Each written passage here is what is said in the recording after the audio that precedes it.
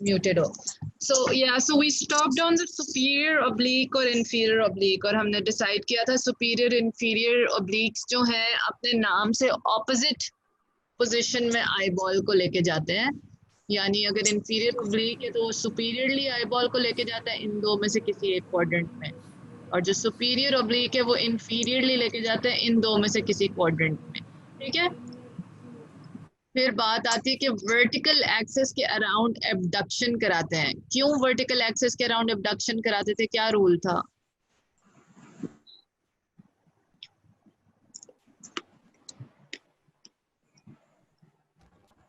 हाँ जी, कोई है यहाँ पे? क्यों वर्टिकल एक्सिस के अराउंड एबडक्शन होती है?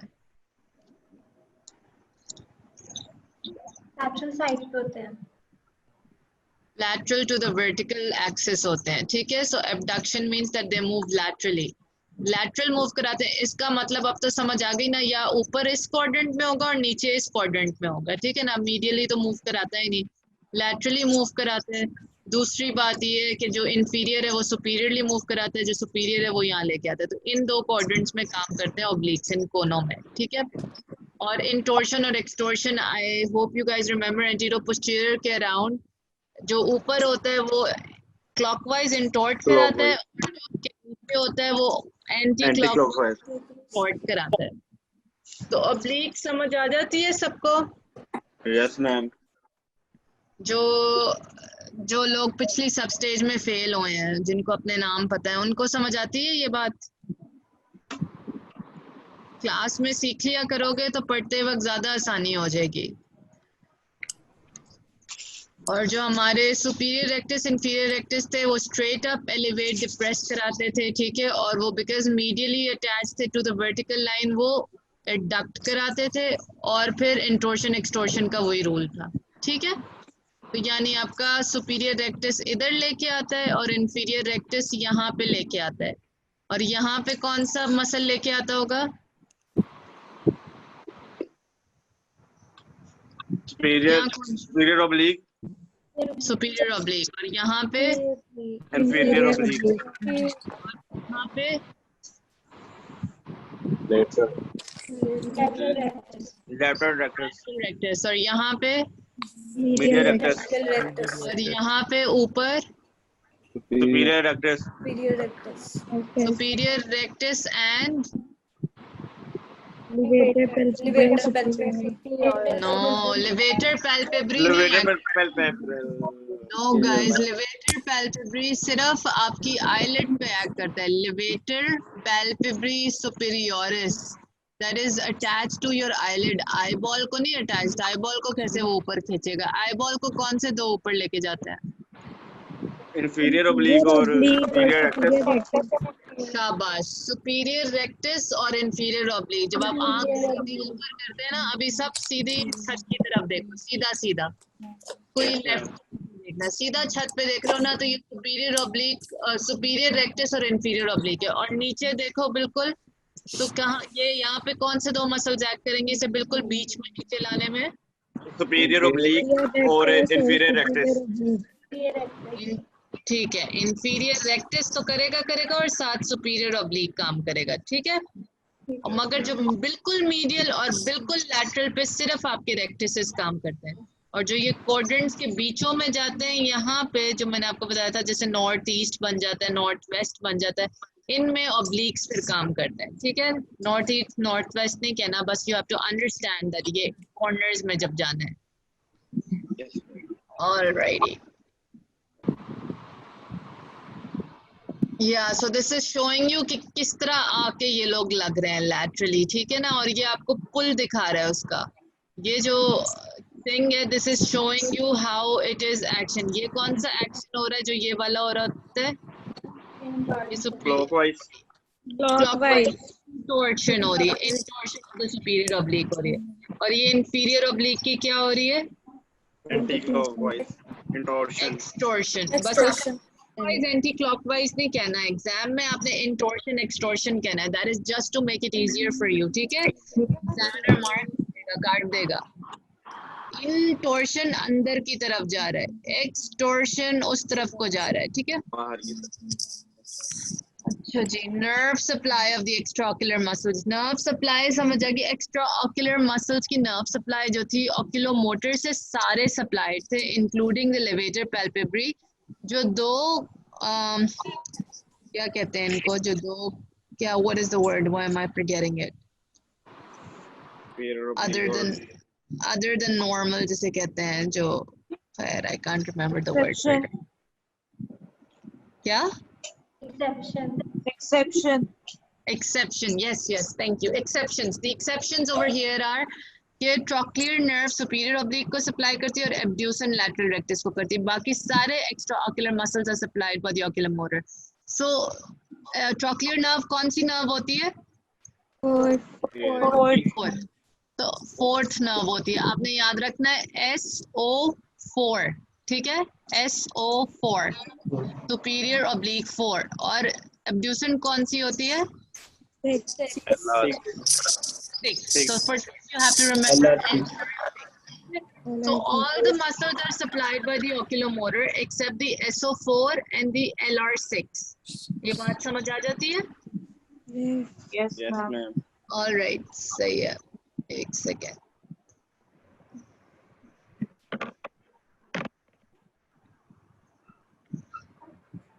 हाँ जी, who's gonna read this out for me? Shahir, can you read this slowly and nicely?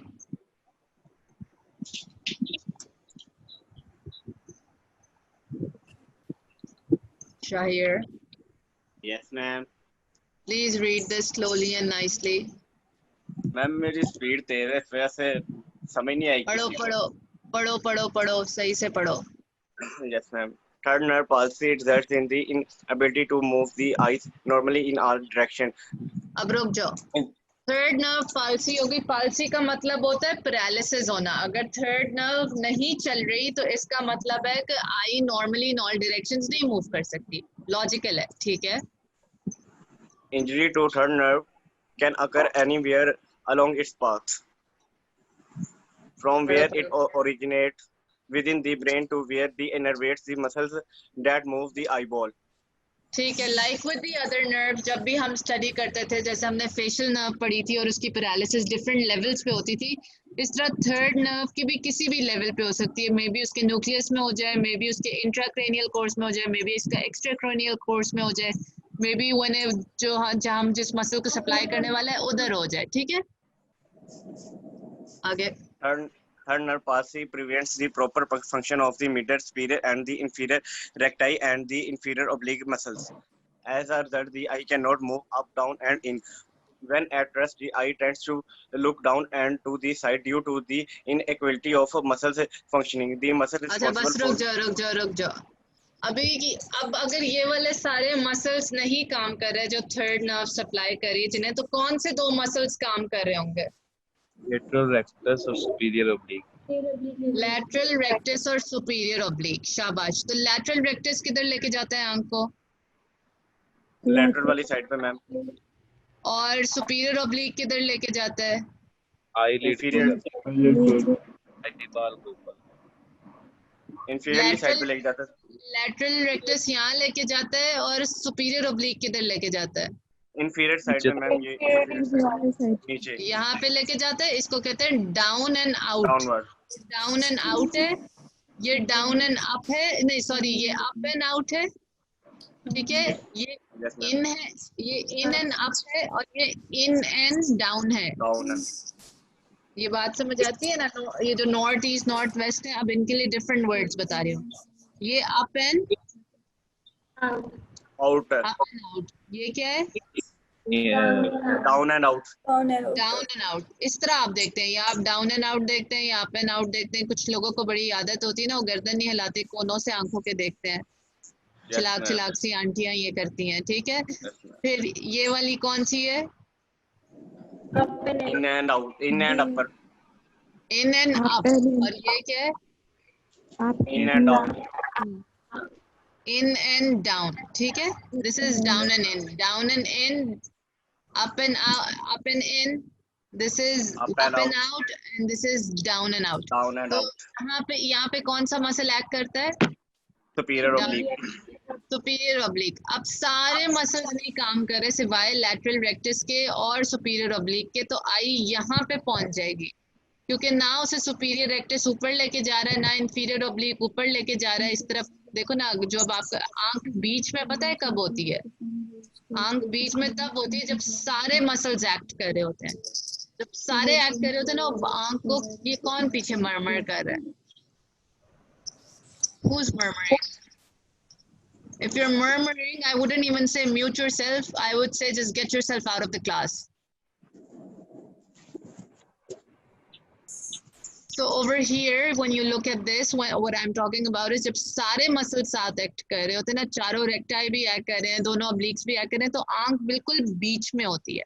ठीक है, इसी तरह मैंने एक और चीज पढ़ाई थी, जब मैंने बताया था जब सारे मसल एक्ट कर रहे होते हैं तो वो चीज बीच में होती है। जब एक साइड की नर्व खराब होती है तो वो उस साइड पे चली जाती है, क्योंकि नॉर्मल साइड के मसल्स उसे उस तरफ पुश करते हैं। वो कौन सी चीज थी? फोर्थ सबस्टेज में पढ़ाई। Oral so क्या था, याद करके बताओ। मैंने कहा था कि दोनों तरफ के जब मसल्स एक्ट करते हैं तो बीच में रहती है बिल्कुल, मगर एक तरफ से नर्व खराब हो जाए तो जो खराब वाली साइड है उस तरफ चली जाती है, बिकॉज जो नॉर्मल साइड के मसल्स है वो उस तरफ पुश करते हैं, और जो खराब साइड थी वो पुश बैक नहीं कर सकती। कौन सी स्ट्रक्चर है ये मैंने जो पढ़ाया था फोर्थ सबस्टेज में? tongue. टंग पढ़ाई थी, याद आती है टंग की ये बात? Yes, ma'am. जिस तरफ से जिस हाफ ऑफ द टंग को नर्व सप्लाई नहीं मिल रहा होगा उस तरफ टंग चली जाएगी, क्योंकि उस तरफ के मसल्स नहीं एक्टिवेट होंगे और उस तरफ के मसल्स पुश बैक नहीं कर सकते, तो नॉर्मल साइड के मसल्स पुश इन कर देते। तो इसी तरह ये बात हो रही है यहाँ पे कि जब सारे मसल्स एक्ट टुगेदर करते हैं ना, तो आंख बिल्कुल बीच में होती है। मीडियल वाला इस तरफ खींचता है, लैटरल वाला इस तरफ खींचता है, बीच में आ गई। Superior oblique, superior oblique, inferior, superior oblique और इंफीरियर रेक्टस नीचे खींचते हैं, सुपीरियर रेक्टस और इंफीरियर ऑब्लिक ऊपर खींचते हैं, आंख बीच में आ जाती है। समझ आती है ये बात? Yes, ma'am. ऑक्यूलोमोटर नर्व की वजह से सारे मसल्स खराब हो गए हैं, सिर्फ लैटरल रेक्टस काम कर रहा है जो कि लैटरली लेके आता है, और सुपीरियर ऑब्लिक काम कर रहा है जो इधर लेके आता है। आज कौन सी पोजीशन में रहेगी? Out and down. Down and out में रहेगी। ठीक है, अगर ऑक्यूलोमोटर नर्व खराब हो जाए, इस सिंड्रोम का नाम होता है डाउन एंड आउट सिंड्रोम। क्या नाम होता है? Down and out syndrome. Down and out syndrome, owing to the fact कि आंख जो है इस पोजीशन में आके रहना शुरू हो जाती है, बिकॉज बाकी के मसल्स नहीं काम कर पा रहे होते। किसी को कोई प्रॉब्लम है? असफा, बात समझ आती है या नहीं समझ आई अभी? असफा को ये बात समझ आई है या नहीं आई है? ठीक है, then the last line, read it Shahir.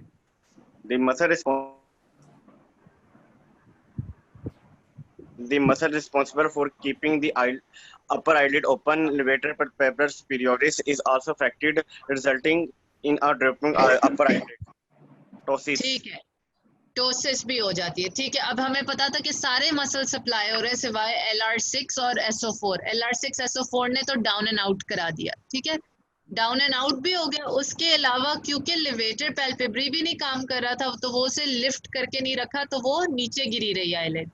दो सिम्टम्स पता चल गए तुम लोगों को थर्ड नर्व पाल्सी के। ठीक है, आईलिड भी ड्रूपिंग होगी और डाउन एंड आउट हुआ होगा। खैर, ये एक्शंस है, अगर लिखने को आ जाए, never in your exam should you right short forms. ठीक है, यहाँ पे जिस तरह लिखे, never in your exam right them. पूरा पूरा लिखना होता है। यू शुड नो हर एक का प्राइमरी, सेकेंडरी, टर्शरी एक्शन। सिनर्जिस्ट्स हमने कहा था जो एलिवेटर्स हैं वो इंफीरियर ऑब्लिक सुपीरियर रेक्टस है, डिप्रेसर्स हैं इंफीरियर रेक्टस सुपीरियर ऑब्लिक्स हैं, एंटेगनिस्ट्स हैं जो ऑपोजिट काम करते हैं वो सुपीरियर इंफीरियर रेक्टा है और सुपीरियर इंफीरियर ऑब्लिक्स एंटेगनिस्ट्स हैं। ठीक है ना, ये एक दूसरे से ऑपोजिट काम करते थे। ऐसे ही है ना? Yes, ma'am.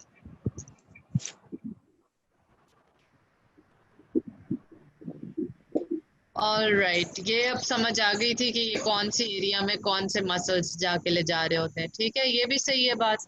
Don't have to go over this. Then I want you to see this. Let's look at this normal position. इस पे कौन से मसल्स एक्ट कर रहे हैं इस पोजीशन पे? सारे मैम, ऑल. सारे मसल्स एक्ट कर रहे हैं. Now let's come over here. जब बिल्कुल आप बीच में ऊपर देखते हैं तो कौन से दो होते हैं? Superior Superior rectus और inferior oblique. oblique. Inferior oblique और सुपीरियर रेक्टस. जब नीचे देखते हैं फिर कौन से होते हैं? सीधा Inferior नीचे rectus. देखते हैं. Inferior rectus और Superior oblique. Yes. ठीक है, ये वाली लाइन सबको समझ आ गई है? Yes ma'am. Let's move on here. अब ये कोने में देख रहा है और ऊपर की तरफ देख रहा है. यूं साइडों पे कोने में नहीं देख रहा. देखो ये वाले साइड्स पे, पहले ये वाला करो. चलो, ये बिल्कुल कोने में देख रहा है, बीच में कोने में. तो ये कौन सा मसल है बीच में? Lateral rectus. Lateral rectus for this eye and this Medial rectus. Medial rectus. medial rectus for this eye. ठीक है, बीच में नाक है इसके. तो medial rectus बिल्कुल मिडिल में कोनों में देख रहा है. Then you come over here on the opposite side, कोनों में देख रहा है, तो the other muscles will be acting. ठीक है, medial rectus ने ये वाली आई adduct कराई हुई है, ये वाली आई abduct कराई हुई है. ठीक है, Yes ma'am. इधर आ जाओ. ये कौन सी मोशन है? Up and Up and out. Out. और ये कौन सी है? In and up. Up and in. Up and in. ठीक है, तो अप एंड आउट जो है उस पे कौन एक्ट करता है? Superior rectus. Superior rectus. और अप एंड इन पे कौन एक्ट करता है? Inferior oblique. Inferior oblique. ये बात सही है? Yes. अगर ये इस तरह देख के समझ नहीं आती तो हमेशा ये ड्रॉ कर लेना है. ठीक है, और इसमें से कौन सी साइड मीडियल है? ये वाली मीडियल है, जहाँ पे मीडियल रेक्टस है. ठीक है, मीडियल है. और लैटरल साइड पे आके आपको किस तरह पता चलता है? लैटरल साइड पे कौन सा मसल आके यहाँ पे अटैच होता है सुपीरियर और लैटरल रेक्टस के बीच में? Superior oblique. Superior oblique. ठीक है, superior oblique. Superior oblique. So now you know कि जो अप एंड आउट है ये सुपीरियर रेक्टस है, और जो अप एंड इन है वो इंफीरियर ऑब्लिक है. इन दो की बात करें, एक आंख इस तरफ जा रही है और एक आंख इस तरफ जा रही है. ठीक है, ये बात Yes. समझ आ जाती है? Yes ma'am. So I don't have to go over all of them. Now you understand all of them, right? ये डाउन एंड आउट है. डाउन एंड आउट पे कौन सा एक्ट करता है? Inferior rectus. Inferior rectus. Inferior rectus. और down and in में कौन सा एक्ट कर रहा है? Superior oblique. Superior oblique. Superior oblique. कभी एमसीक्यू आ जाए, a person is looking straight forward, all the muscles are acting. A person is looking towards the right side. ठीक है, exactly on the right side. अगर बंदा बिल्कुल exactly, अब सारे अपने exactly right side पे देखो तो right side का lateral rectus और left eye का Medial medial rectus. rectus. और जब इस तरह की बात आए, a person is looking from the right side down and out, and from the down and out देख रहा है एक person, या a person is looking to the down and right side. ठीक है ना, down and right side. तो सब अपनी आंखें down and right करो. तो जो right वाली आंख है वो down and in है, और जो left वाली आंख है वो जो right वाली आंख है वो down and out है. ऐसे ही है ना? अगर सब अपने Yes, right पे और नीचे देखो तो right वाली आंख जो है वो right side पे और बाहर देख रही है, और जो left वाली आंख है वो right side पे और अंदर की तरफ देख रही है. तो यू विल, और आपसे आगे से पूछ लिया जाएगा कि कौन से मसल्स एक्ट कर रहे हैं राइट आंख पे या कौन से मसल एक्ट कर रहे हैं लेफ्ट आंख पे. एकदम से ये एक स्टेटमेंट आती है तो आप कंफ्यूज हो गए, मैं भी कंफ्यूज होंगी, राइट? अब मैं सडनली तुम लोगों को कहूँ कि a person is looking on their down and right side, what muscle is acting on their left I? Is everybody confuse now? No ma'am. वाह जी वाह. तो तुम्हारे तो मैं अब खोल के वो वाले एमसीक्यूज देती हूँ. ठीक है, so if that happens, if you get a statement like that, what you do it, you will draw this.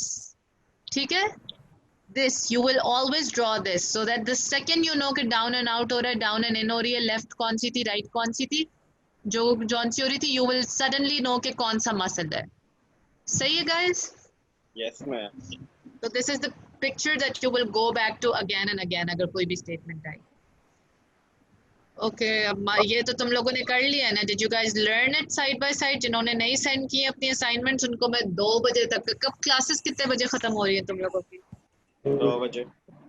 2:30 बजे की डेडलाइन है. 2:30 इज द डेडलाइन. ठीक है, उस वक्त मैं देख लूंगी कि किसने दिया है किसने नहीं दिया है, एंड 2:30 बजे नई असाइनमेंट मिल जाएगी. All right, oculomotor nerve palsy, ये क्या हो रहा है? इसमें दो चीजें क्या हो रही हैं? दो चीजें जो मैंने तुम लोगों को बताई हैं, डाउन एंड आउट सिंड्रोम है Yes, ma'am. और Right. टोसिस है, ठीक है। एक तीसरी चीज होती है माइड्रियासिस, ठीक है। Mydriasis is now we are going to study it. अभी मैं इसके बाद ऑक्यूलोमोटर नर्व कराती हूँ। तो कंस्ट्रिक्टर प्यूपिली को क्या होता है वो पढ़ते हैं। ये डायलेट रह जाता है, ये देख रहे हो, ये छोटा सा हुआ हुआ है, ये प्यूपिल छोटा है और ये प्यूपिल बड़ा है Yes. फर्क इन pupils में? So this mydriasis is a dilated pupil. Mydriasis is there is dilation of the pupil, क्योंकि oculomotor nerve में पैरासिम्पथेटिक सप्लाई भी होता है। किसी को याद है सिलरी गैंग्लियन भी एक चीज होती है, फिर उधर से आगे जाती है, आंखों के प्यूपिल्स को कंस्ट्रिक्ट और डायलेट करती है। कभी पढ़ा है parasympathetic, sympathetic, fire and flight, fight and flight and rest and digest, पढ़े हुए नहीं? तो सिंपथेटिक में क्या होता है? आंखें डायलेट होती हैं या आंखें कंस्ट्रिक्ट होती हैं? Dilate. डायलेट होती हैं, शाबाश। Who said that? Vira.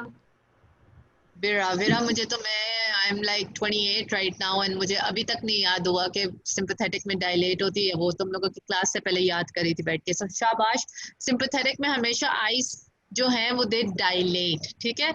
When you are in a position of fight and flight, आप पे कोई अटैक करने वाला हो, आप आंख, बिल्ली को एकदम से डराएं, बिल्ली की एकदम से आंखें डायलेट होंगी, प्यूपिल्स एकदम से बड़े हो जाएंगे बिल्ली के। और अगर रेस्ट एंड डाइजेस्ट होंगे तो पिन पॉइंट प्यूपल होंगे आपके बिल्ली के, ठीक है, या किसी नॉर्मल ह्यूमन के पिन पॉइंट से, या स्मॉल प्यूपल्स होंगे when they are at rest, ठीक है। So that is constricted pupils और dilated pupils in sympathetic and constricted pupil in constricted pupils in Yes. Parasympathetic.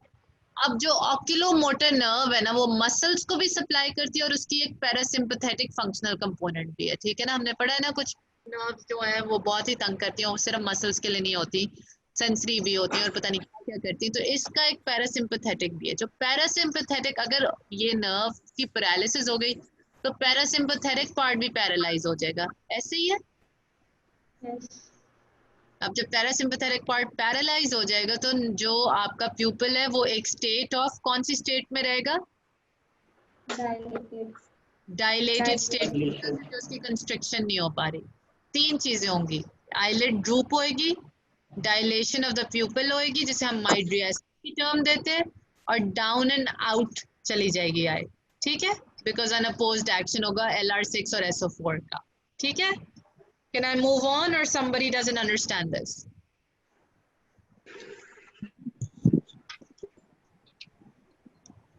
Waiting. If you don't understand, write it down or tell me so I can repeat.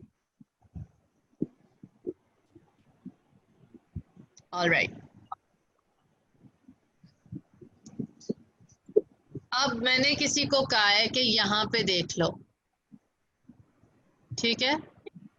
मैंने किसी को कहा है कि please यहाँ पे देखो, और वो यहाँ पे नहीं देख पा रहे, तो क्या प्रॉब्लम आ रही है?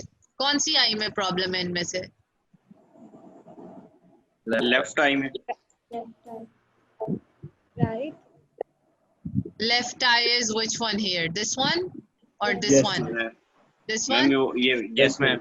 Bilkul, Yes. the patient's left. The patient's left eye has an issue because they're unable to see over here. कौन सा मसल नहीं काम कर रहा? Lateral rectus. Lateral rectus. Lateral rectus नहीं काम कर रहा, ठीक है। लैटरल रेक्टस नहीं काम कर रहा तो कौन सी नर्व की प्रॉब्लम हो गई है? Abducent. Abducens nerve. LR6 abducent nerve, ठीक है। So this is how it is. Over here again, over here अगर यहाँ पे मैं किसी को कुछ दिखा रही होती तो ये वाली आई उस तरह मूव कर गई थी, ये नहीं मूव कर रही, तो LR इसका लैटरल रेक्टस नहीं काम कर रहा। Now this is something that you can look at when I send you the assignment, तो आप लोग खुद यहाँ से study कर लेना ये क्या है, ठीक है। You guys want to go over it or will you study it yourself? I think if we have time later, we can go over it. Let's start with the oculomotor nerve, ठीक है। तो ये you guys can see it yourself कि ये किस तरह normally अगर कोई look right करने को कहे तो आप इस तरह देख सकते हैं, look straight करने को कहे तो you can see look left करने को कहे। मगर अगर आपके पास cranial nerve third palsy है तो हर cranial nerve third palsy में एक चीज मिलेगी, वो क्या है?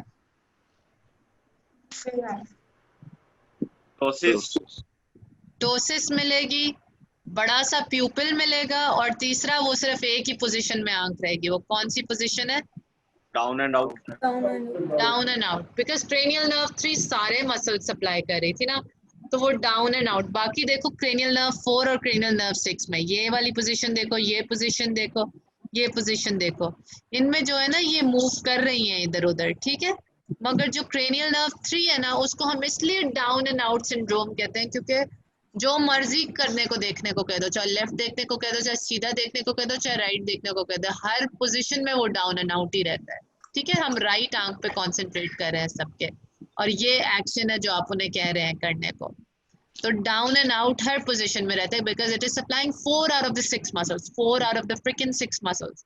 इसलिए जब आप क्रेनियल नर्व 4 पे आ जाते हैं, ट्रॉक्लियर पे, ट्रॉक्लियर किसे सप्लाई करती है? Superior oblique. Superior oblique. तो आंख सिर्फ उधर नहीं देख पाएगी जहाँ पे सुपीरियर ऑब्लिक देखता है, बाकी तो सब जगह जा सकती है ना आंख। Yes, ma'am. तो सुपीरियर ऑब्लिक कहाँ दिखाता था आंख को?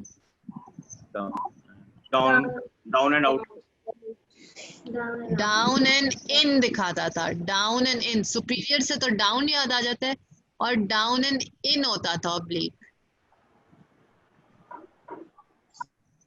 एडक्शन कराता था ना। Yes ma'am, down and in.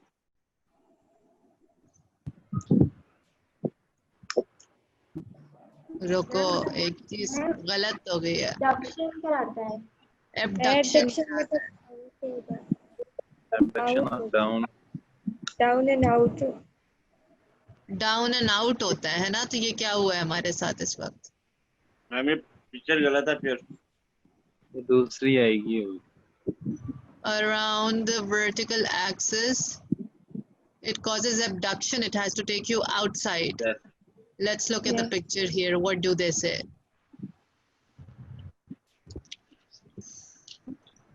Oh wait, so they say cranial nerve 4 में palsy upward deviation हो जाती। superior oblique ने क्योंकि नीचे लेके आना होता है, नीचे का काम नहीं हो पा रहा तो it will go upward deviation। अगर आप look right करने को कहे तो वो कर लेगा, ठीक है ना, नॉर्मल की तरह कर लेगा। Why? Because look right में क्या काम कर रहा है? Superior oblique. look right में कौन काम कर रहा है? Lateral rectus, lateral rectus. Lateral rectus काम कर रहा है, ठीक है। लुक स्ट्रेट में सारे काम कर रहे हैं, मगर लुक स्ट्रेट में क्या होगा कि वो नीचे नहीं ला पाएगा। लुक स्ट्रेट में ऊपर रहेगी इसकी राइट साइड वाली, देख रहे हो? Yes ma'am. Unable to bring it inside. और लुक लेफ्ट में कौन काम कर रहा है यहाँ पे? उन्होंने कहा मीडियल रेक्टस काम करता है लुक लेफ्ट। तो मीडियल रेक्टस भी ऊपर की तरफ रहेगा because it is unable to bring it downwards. You see? Yes. So that's the thing that happens. This picture we will have to confirm. Someone will confirm this picture for me from KLM and I will confirm it too. ठीक है? इसकी responsibility मैं समीन की लगा रही हूँ। समीन मुझे बताएगी कि क्या हुआ इसे। समीन, शाहिर, वीरा एंड हिरा, ठीक है? तो 4 of you are gonna find out what's gone wrong, what have I taught wrong, ठीक है? Yes ma'am. All right, coming over here, I think the picture is right. We went wrong somewhere, so find out what that is. Cranial nerve 6 की palsy, medial deviation. Okay, cranial nerve 6 में 6 क्या करती थी? LR6 करती थी। Lateral rectus. Lateral rectus. तो अगर आप लुक राइट करने को कहेंगे इस आंख को तो नहीं करेगी वो, ठीक है। आप लुक स्ट्रेट करने को कहेंगे तो वो उसे बीच में नहीं ला पाएगी, ठीक है। मीडियल रेक्टस उसे अपनी तरफ खींचेगा। मीडियल रेक्टस का अनअपोज्ड पुल है। अगर लैटरल रेक्टस इसे खींच रहा होता तो ये बीच में आ जाती। और जब आप इसे लुक लेफ्ट करने को कहेंगे तो नॉर्मल होगा या नहीं नॉर्मल होगा? नॉर्मल होगा मैम। नॉर्मल होगा क्योंकि मीडियल रेक्टस काम कर रहा है, ठीक है guys? Yes ma'am. I'm going to move on to the oculomotor nerve now.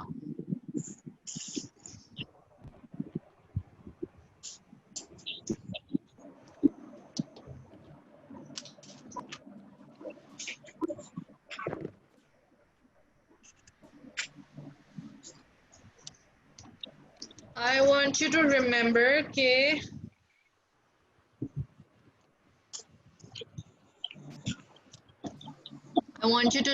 कि हमने olfactory पढ़ ली है या नहीं पढ़ी. This is a question for the new students.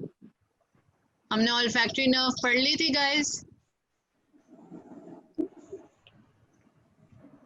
Dure Noor पढ़ी थी हमने.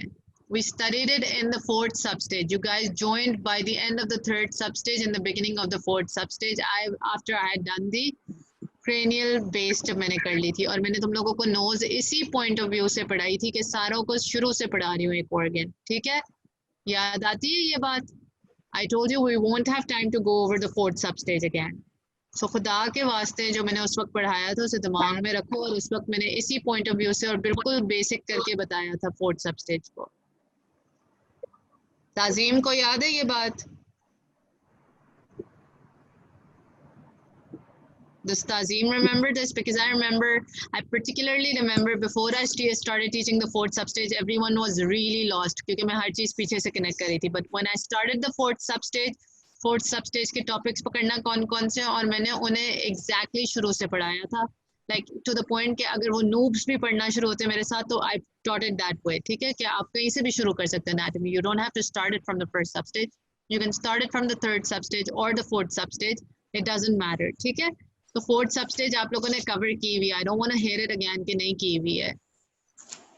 किसी को याद है नए स्टूडेंट्स में से कि हमने ये पढ़ी हुई है? किसको याद है?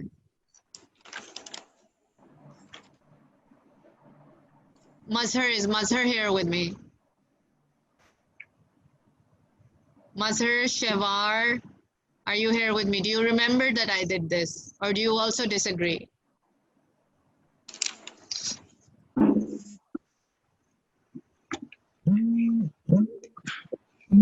You guys, ठीक है? So the fourth substage will not be repeated. The maximum I'm going to is the third substage. The fourth substage, you were all present with me. And the only thing you guys missed in the fourth substage was the base of the cranial cavity. ठीक है? वो जो norma bizalis था, वो तुम लोगों ने miss कर दिया था. By the time I was starting with the nose and the pharynx and the larynx, सब कुछ मैंने कराया था. सब पूरी class मेरे साथ मौजूद थी. और वो फ्रॉम इस पॉइंट ऑफ व्यू से था कि पीछे से कुछ पता होता नहीं पता होता, इट डिड नॉट मैटर. ठीक है. So and the other thing was that the only topic that I skipped from the fourth substage was the ear. ठीक है. The only thing that I did not cover in the fourth substage was the ear. और ear सिर्फ only part of the fourth substage है जो मैं तुम लोगों को कराऊंगी and most likely will be included in the third substage. ठीक है. थर्ड सबस्टेज के साथ करा दूंगी ईयर को. ये बात क्लियर हो गई है ना सबको? तो ये नहीं भूलना. Olfactory we did that we did over there with the nose in the fourth substage. Optic, oculomotor, trochlear अभी हम करेंगे with the eye. ये हमने कर लिया guys. Yes ma'am. Yes. ये भी अभी हम eye के साथ करेंगे. ये की है 7th की है? Yes ma'am. की है 8th की है?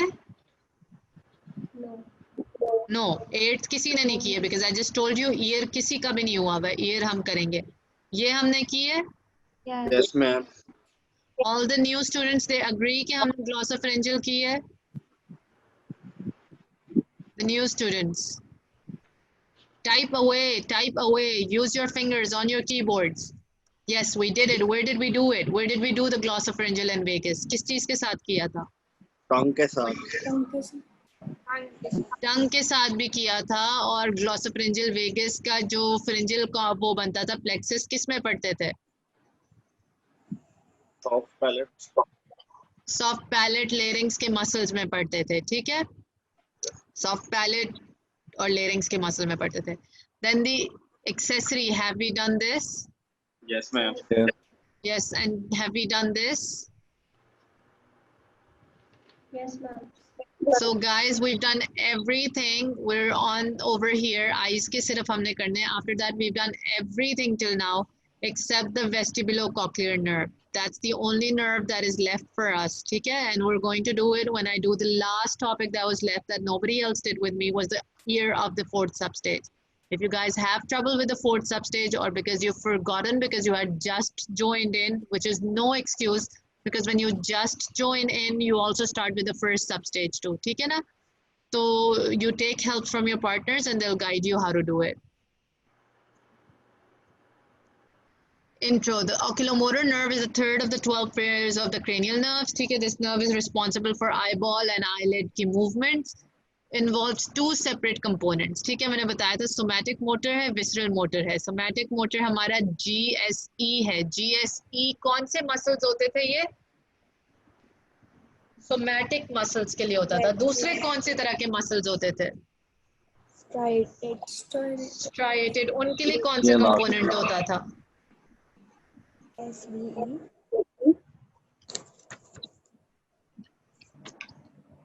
Was it the SVE?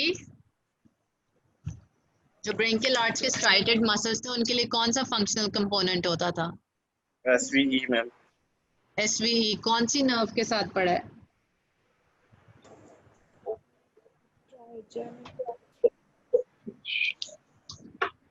Trigeminal के साथ होता है, यस, क्योंकि वो मसल्स ऑफ मैस्टिकेशन को सप्लाई करती है, जो कि एसवीई ब्रेकियल आर्च के ओरिजिन के होते हैं. और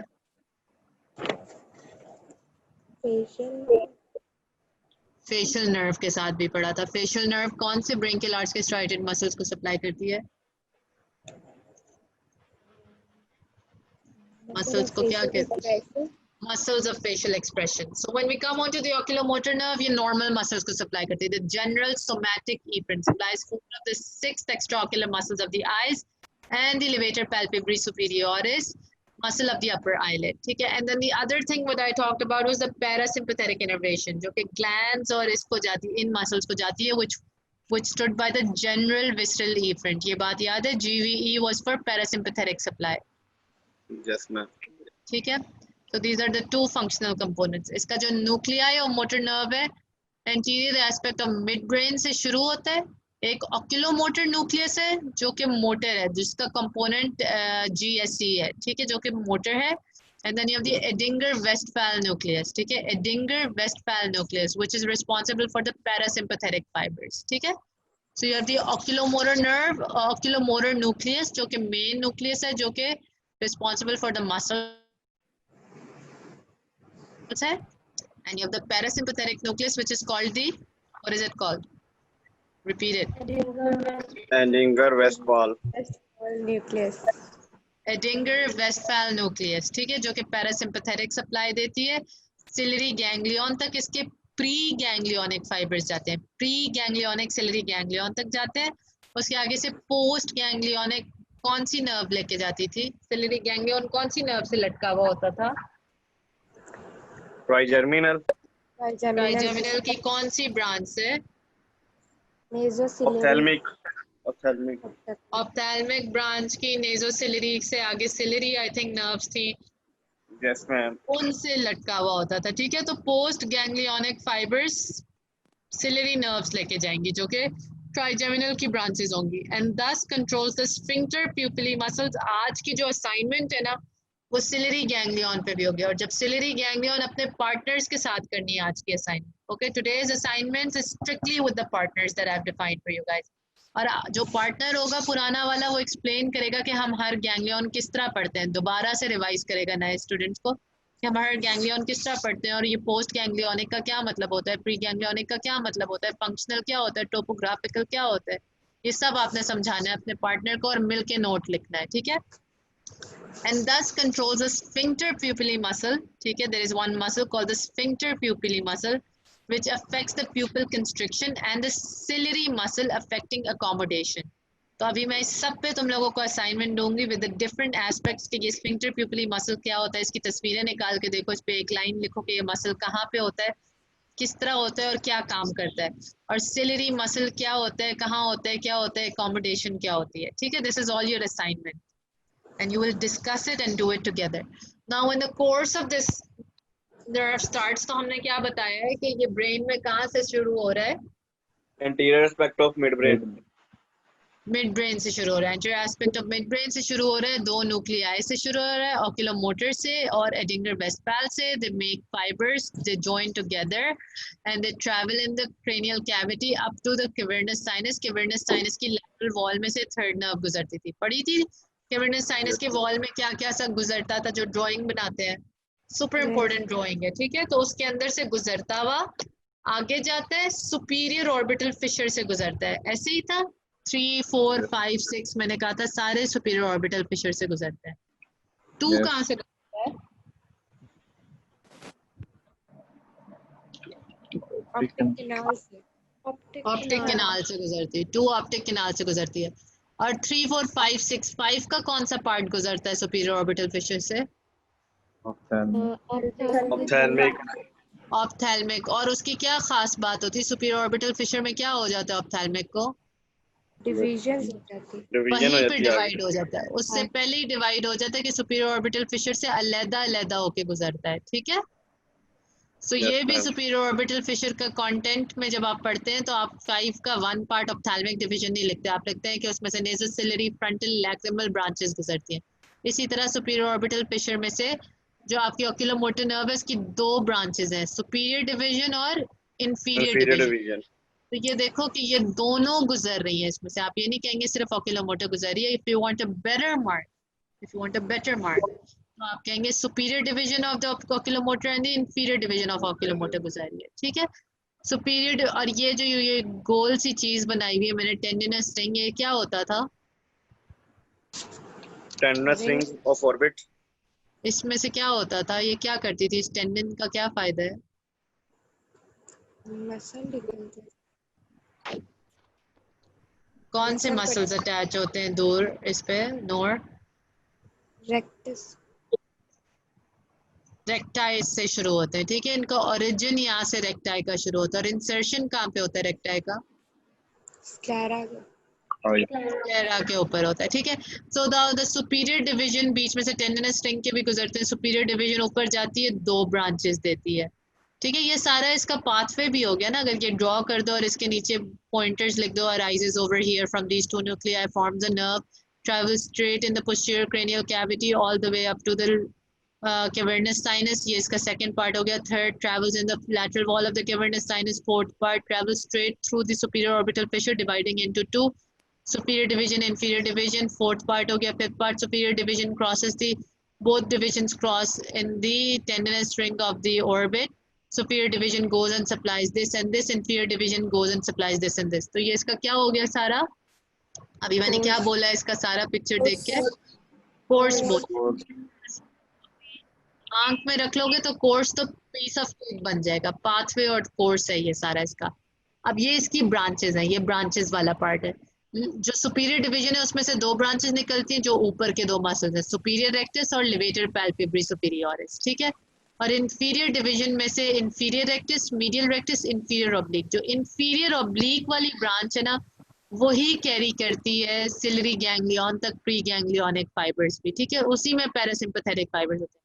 कोई आपसे पूछ सकता है कौन सी ब्रांच के अंदर कौन सी ब्रांच कैरी करके ले जा रही थी parasympathetic?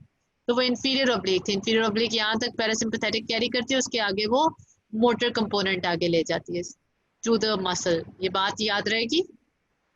Yes, ma'am. Alright, so the same thing with a different drawing for different people. Everybody likes to draw themselves, and ये चार्ट की फॉर्म में कि इंफीरियर सुपीरियर इसको सप्लाई करती है, इंफीरियर इन्हें सप्लाई करती है। इंफीरियर ऑब्लिक जो है पैरासिम्पैथेटिक फाइबर सिलरी गैंग्लियन तक लेके जाती है। और इसको आप आगे कर सकते हैं कि इंफीरियर ऑब्लिक इससे भी आगे चली जाएगी तो कहाँ पहुंचेगी? इंफीरियर ऑब्लिक मसल को। ठीक है, ये इसका पैरासिम्पैथेटिक फ्लो दिखा रहे हैं कि सिलरी गैंग्लियन तक जाती है, जो कि आपकी ट्राइजेमिनल नर्व से आपको पता होना चाहिए कौन सी ब्रांच से लटकी हुई है। फिर उसके आगे से short ciliary nerve. Short ciliary nerve किसकी ब्रांच है? कौन सी क्रेनियल नर्व की? ये जो सिलियरी ट्राइजेमिनल के ठीक है, ये पोस्ट गैंग्लियोनिक फाइबर है, ये प्री गैंग्लियोनिक फाइबर है, गैंग्लियन से पहले, और ये गैंग्लियन के बाद। प्री गैंग्लियोनिक ओक्यूलोमोटर के पास है, पोस्ट गैंग्लियोनिक ट्राइजेमिनल के। इसी तरह आपने समझाना है अपने पार्टनर्स को। ठीक है गाइस, और अगर बॉयज हैं, अगर एक बॉय के पास 2 पार्टनर्स हैं तो आपने पहले 15 मिनट एक को समझाना है, दूसरा no you can also do the. मैं तो अपनी फ्रेंड्स के साथ कॉन्फ्रेंस कॉल करती हूँ, वीडियो कॉलिंग मेरी इतनी अच्छी होती है। With WhatsApp you can do it, 3 people in a call can be there and 1 person can be explaining to the other 2. ठीक है, चार्ट्स बना के you can tell the other person and explain them कि क्या है ciliary ganglion. So post ganglionic fibers, and where do the post ganglionic fibers go? They go to the sphincter pupillae, एक muscle sphincter pupillae जिसका काम constrict करना है। और एक मसल सिलियरी मसल है जिसका काम एकोमोडेट करना है, एकोमोडेशन। तो ये दोनों मसल्स भी अभी असाइनमेंट में दूंगी, you have to write down about them कि ये क्या है। Okay, open books, open pictures on the internet, ये मसल्स किधर लगे हुए हैं, कंस्ट्रिक्शन किस तरह कर रहे हैं, या डायलेशन किस तरह कर रहे हैं, कब होती है कंस्ट्रिक्शन आपकी पैरासिम्पैथेटिक में होती है, डायलेशन आपकी सिंपैथेटिक में होती है, एकोमोडेशन क्या चीज है, ठीक है। Nothing, this is again just telling you कि सुपीरियर ऑर्बिटल प्रेशर से क्या क्या गुजरता है। इंपॉर्टेंट सप्लाई टू द आई, अगर आपसे कोई ब्रांचेस पूछ ले तो ये सारी आपकी ब्रांचेस हैं, ठीक है। और कंस्ट्रिक्शन पैरासिम्पैथेटिक है, डायलेशन सिंपैथेटिक है। अनलाइक वेरा, मैं इतनी ओल्ड भी हो चुकी हूँ मगर मुझे अभी तक नहीं ये चीजें याद होती, तो I put it here, constriction parasympathetic है। एडिंगर वेस्टफैल न्यूक्लियस से पैरासिम्पैथेटिक सप्लाई शुरू होता है, सिलियरी गैंग्लियन तक जाता है, इससे आगे ये शॉर्ट सिलियरी नर्व है, और ये कौन से मसल तक लेके जाती है, अभी कौन सा मसल का नाम मैंने बोला है, स्फिंक्टर मसल, स्फिंक्टर था, are you sure it is the sphincter pupillae और द कंस्ट्रिक्टर प्यूपिली भी कहते हैं इसे, इसका दूसरा नाम होता है कंस्ट्रिक्टर प्यूपिली भी कहते हैं, मुझे उस नाम से याद है, ठीक है, it is in your books. Okay, then you come on the spinal cord के अराउंड से जो नर्व शुरू होती हैं वो सिंपैथेटिक सप्लाई देती हैं, सुपीरियर सर्वाइकल गैंग्लियन तक जाती है, उससे आगे आती है इंटरनल कैरोटिड प्लेक्सस के अराउंड होती है, और वो वहां से आके डायलेट करती है, डायलेटर प्यूपिली, जैसे कंस्ट्रिक्टर प्यूपिली है ना उस तरह डायलेटर प्यूपिली होती है, ये दो मसल्स होते हैं, तो ये डायलेटर प्यूपिली पे एक्ट करती है, डायलेट कर देती है, ठीक है। यस। अब ये जो मैंने सारी बातें लिखी हैं ये किस नर्व के खराब होने से लिखी हैं, ओकुलोमोटर, तो ऑक्यूलोमोटर जब खराब होती है तो टोसिस हो जाती है, एलपीएस क्या है, levator palpebrae superioris, levator palpebrae. अब you guys have to remember कि तुम लोगों को कतई इजाजत नहीं है that in the written exam और in the online exams that you can use the short terms, ठीक है, you can not use them, आपके मार्क्स कट जाते हैं, आपने पूरा लिखना है, because this is on a presentation. Even अगर अच्छी प्रेजेंटेशन में अगर मैं अपना पेपर प्रेजेंट कर रही होती या मेरी किसी कॉन्फ्रेंस में प्रेजेंट कर रही होती तो मैं इस तरह की चीज़ नहीं लिख सकती, ठीक है। सो दिस इज ओनली बिकॉज ये एक इनफॉर्मल वे ऑफ टीचिंग हम कर रहे हैं, and you guys understand me, so I am sharing it, you guys should know these things, maybe later you have to do presentations, maybe you go present in some conferences, so you guys should know these things. Ptosis और and for your written exam never use short forms. इस दफ़ा मैंने papers check किए हैं, लोगों ने कुछ short forms use किए हुए थे, मैंने बेनिफिट ऑफ द डाउट दे के मार्क्स दे दिए, पर एग्जाम में बेनिफिट ऑफ डाउट नहीं मिलता। टोसिस पैरालिसिस ऑफ उसकी वजह से होता है, डिविएशन हमें पता है, डाउन एंड आउट सिंड्रोम है, प्यूपिल फिक्स्ड और डायलेट हो जाता है क्योंकि स्फिंक्टर प्यूपिली नहीं काम कर रहा होता, एकोमोडेशन लॉस्ट हो जाती है क्योंकि सिलियरी मसल जो है वो भी पैरालाइज हो जाता है। तो we have added a new thing, 4 functions होते हैं, ये माशाल्लाह काउंटिंग हुई भी है यहाँ पे, so the चार होते हैं, we did the first 3 and this is the 4th thing that you're going to add to your list of what happens when the oculomotor nerve paralyzes, ठीक है। So this is how it will be, we already know this, eyelid droop करेगी, down and out होएगी और dilated subpupil होगा।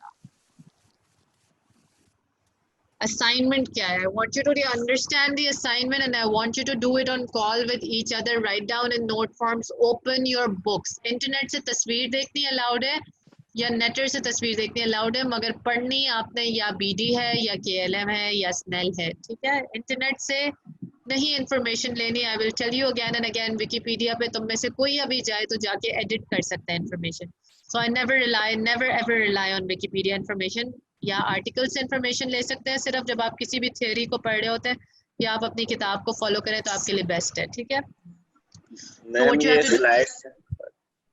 मैं कर दूंगी, मैं कर देती हूँ। Short note on what they are and what they do, okay, short note on what these are, what they do and what they look like, that's for you, कि ये किस तरह, इनकी शक्ल देखो कैसे है, कहाँ पड़े हुए, सिलियरी मसल, कंस्ट्रिक्टर प्यूपिली, डायलेटर प्यूपिली, ठीक है, जिनको हम स्फिंक्टर्स भी कहते हैं, इनको हम स्फिंक्टर्स भी कहते हैं, ठीक है। That is one thing. The second thing is write note on ciliary ganglion, explain all ganglia to your partners briefly, ठीक है। Then the third thing is explain the parasympathetic effects of first accommodation, second pupil constriction. ठीक है कि क्या होता है accommodation में, क्या होता है parasympathetically, आपने explain करनी है ये terms. पहले तो आपने explain करना है accommodation क्या है, ठीक है, इसको आपने इस तरह करना है, what is it, ठीक है, what happens in parasympathetic supply, what happens in sympathetic supply. इन 3 लाइनों में बताना है इसे, ठीक है, accommodation को, ये मैं बात करें accommodation और pupil constriction को. So what these terms are and what happens to them in the supplies, ठीक है, and both autonomous supplies में क्या होता है इनके साथ. ये मेरी बात समझ आ गई? कोई असाइनमेंट में चीज ना समझ आई हो? 3 बेसिक असाइनमेंट्स हैं. शॉर्ट नोट है, ठीक है, this is your short note on what the ciliary muscle is and what the constrictor pupillae and dilator pupillae. Then write note on the ciliary ganglion. And then the third thing is explain.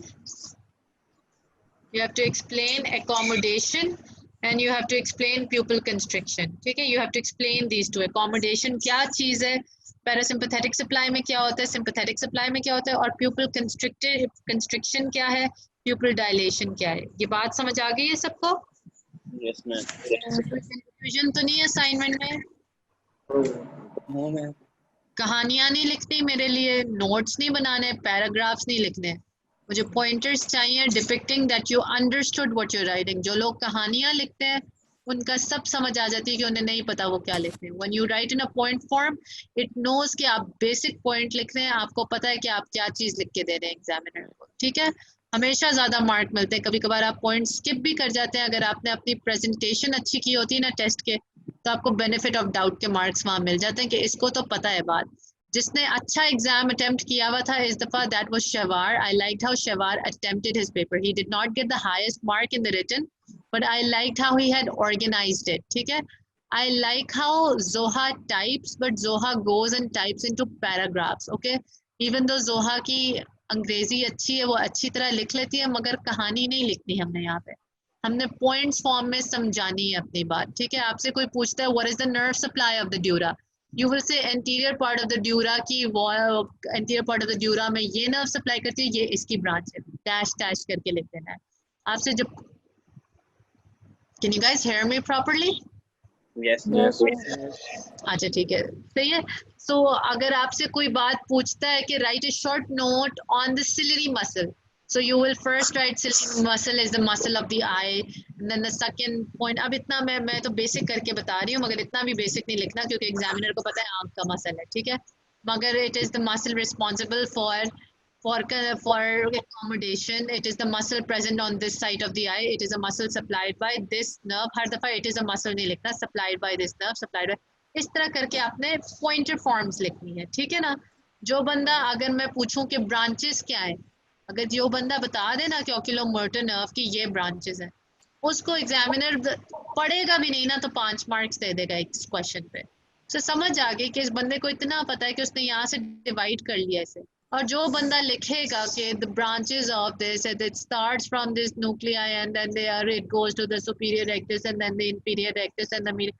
अब आप कहानी लिख लो एक पूरे paragraph में, इसी basis पे आपको मार्क नहीं उतने अच्छे मिलेंगे. ठीक है, वो ढूंढेगा कि कहाँ आपने ये नाम लिखे हैं. ऐसे नाम आपने उसके मुंह के ऊपर फेंकना एग्जामिनर के कि ये लो मैं मार रहा हूँ तुम्हारे सामने, देखो ये सामने पड़े, मुझे 2 एग्जाम में मार्क्स और आगे चलो. इस तरह आपने एग्जाम को अटेम्प्ट करना है. समझ आई है मेरी बात?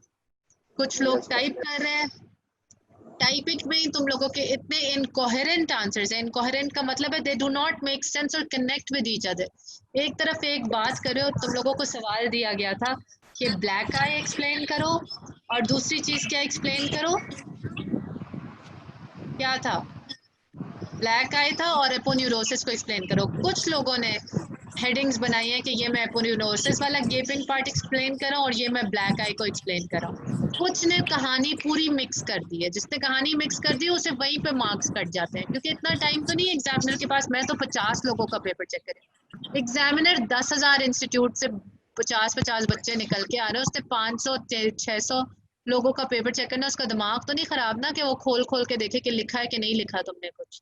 फिर एक सवाल था कि आपने dangerous layer of the scalp explain करनी थी, और उससे पहले ही एक लाइन में सवाल था कि एक्सटेंट ऑफ स्कैल्प का क्या होता है, एक्सटेंट ऑफ इन्फेक्शन क्या होता है। आपने समझा है, वो एक ही सवाल है, बस एमिशरी वेन्स का मैं लिख देता हूँ तो मेरी जान छुटे यहाँ से। एमिशरी वेन्स तो सिर्फ डेंजरस लेयर ऑफ स्कैल्प की बात हो गई ना। ऊपर उसने पूछा एक्सटेंट ऑफ स्कैल्प का इन्फेक्शन कहाँ कहाँ तक जाता है, आप बताओ एक्सटेंट ऑफ स्कैल्प कहाँ कहाँ तक है। पीछे जाके जो ऑक्सीपिटैलिस है उसकी बोनी अटैचमेंट है, तो स्कल से पीछे से नीचे नेक में नहीं जा सकता इन्फेक्शन स्कैल्प का। साइडों पे ज़ाइगोमैटिक आर्च पे है तो उससे नीचे टेम्पोरल रीजन या साइड ऑफ नेक्स में भी नहीं जा सकता। Interiorly, however, the frontalis muscle has no bony attachment, तो आगे रूट ऑफ नेक और आंखों तक इन्फेक्शन जा सकता है। चौथी बात फिर आ जाती है, जो उसने अगला क्वेश्चन आपको दिया है उसको आपने सेपरेटली अटेम्प्ट करना था। ये दो सवाल थे, एक के मार्क्स डिवाइड हुए थे, एक के मार्क्स डिवाइड। उसे देखो सवाल किस तरह पूछा जा रहा है। अगर ए और बी में नहीं डिवाइडेड तो आप उसे खुद हेडिंग्स के साथ डिवाइड करो। एक्सटेंट ऑफ स्कैल्प इन्फेक्शन, ये एक्सटेंट है बिकॉज यहाँ तक स्कैल्प एक्सटेंड करता है, तो यहाँ तक इन्फेक्शन पहुंच सकता है, मगर यहाँ तक बोनी अटैचमेंट है तो इससे नीचे नहीं पहुंचेगा। 3 पॉइंटर्स थे, स्कैल्प पीछे से अटैच्ड है, साइडों पे अटैच्ड है, आगे से नहीं अटैच्ड, तो दोनों पीछे और साइडों से ज्यादा नहीं नीचे जा सकता, आगे से चला जाएगा। सेकेंड क्वेश्चन यू अटेम्प्ट है अगली हेडिंग के साथ, ये आपका लूज एरियोलर टिश्यू है, this is the dangerous layer of whatever, और कॉज लिखें, why it is the dangerous layer, फिर लिखें this is why this is the dangerous layer. मेरी बात समझ आई है सबको? जिन्होंने इस तरह नहीं अटेम्प्ट किया उन्हें समझ आ रही है कि उनके मार्क्स क्यों कटते हैं? और अभी तो मार्क्स कट रहे हैं सिर्फ इनकोहेरेंसी पे।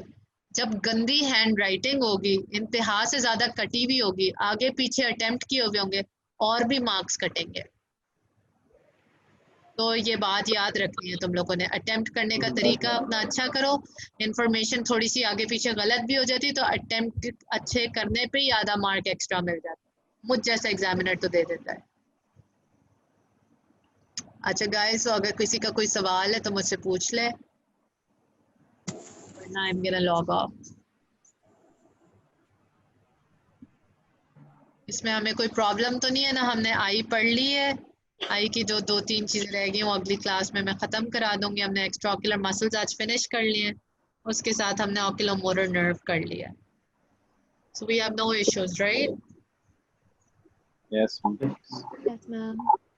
If any of the new students have any issue today, I advise that when you do this assignment with your partners, you ask them and they solve it. और आपने अपने पार्टनर को सही time देना है, सर पे से नहीं उतारना। आधा घंटा is the minimum time, 15 minutes to 30 minutes की ये असाइनमेंट है, उसमें इसे डिस्कस करो और इसे सॉल्व करके भेजो। The due date for this assignment is tomorrow till my class time, ठीक है? और जिसने आज की असाइनमेंट अभी तक नहीं भेजी उसे सिर्फ 2:30 बजे तक का टाइम है। उसके बाद I will be noting down the names जो नहीं करता है। चलो guys, I am gonna take off now, you take care and Allah हाफिज़। Allah Hafiz, ma'am.